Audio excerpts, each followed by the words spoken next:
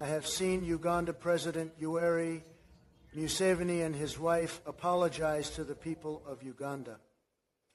My advice to Ugandan people is that do not forgive Museveni until he decides to step down and retire from politics.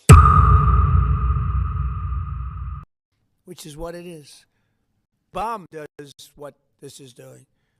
200 to 300,000 people die every year that we know of. So we're formally classifying fentanyl as a weapon of mass destruction.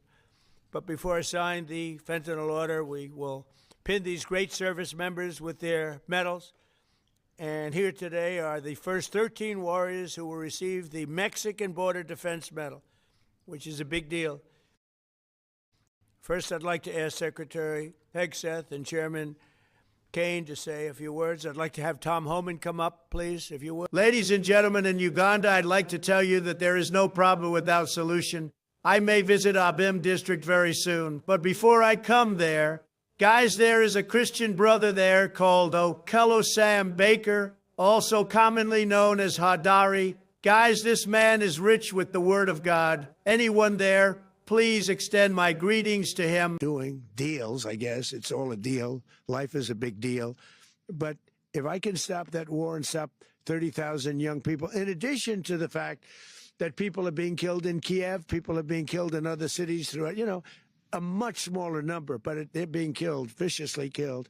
So I'm not happy about it. I thought that would be something that would get solved.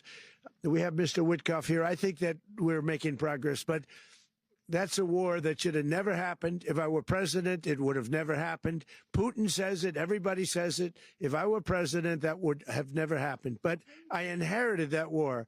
That was Joe Biden, Zelensky, and Putin. I came into the situation, and it's a mess.